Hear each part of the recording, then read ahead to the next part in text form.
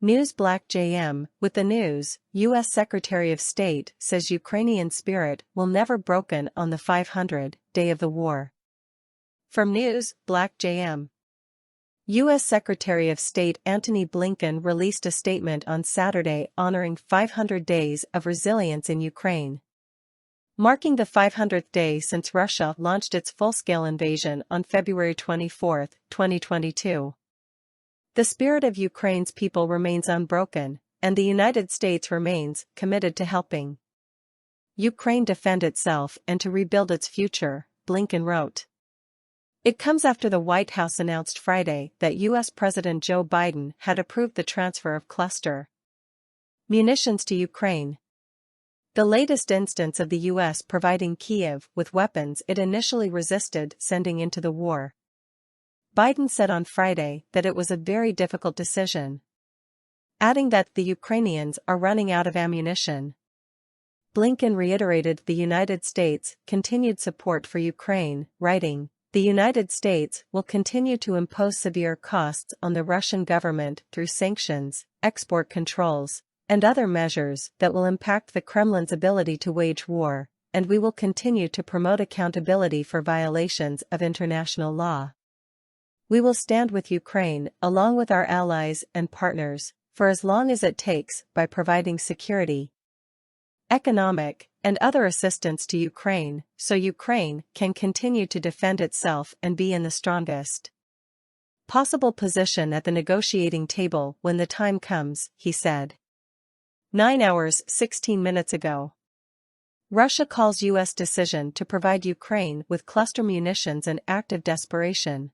The U.S. decision to provide Ukraine with cluster munitions is an inconsequential act that will still fail to defeat Moscow's forces on the battlefield, Russia's foreign ministry said in a statement Saturday.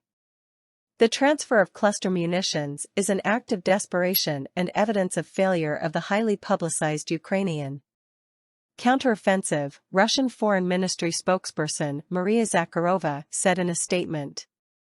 It will not affect the course of a special military operation, Zakharova added, using the preferred terminology among Kremlin officials to describe the war in Ukraine. Zakharova claimed the U.S. decision was aimed at maximally prolonging the conflict in Ukraine, but that Russia's goals for the invasion will still be fully achieved.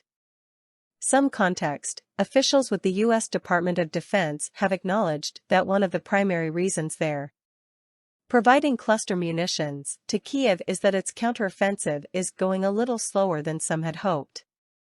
The Ukrainian military has so far failed to yield major gains, documenting incremental advances on the front lines during the offensive's opening stages.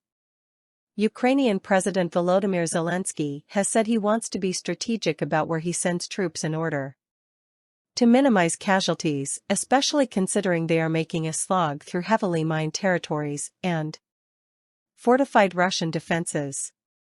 Chairman of the U.S. Joint Chiefs of Staff General Mark Milley has said the pace of the counteroffensive is not surprising, given those factors.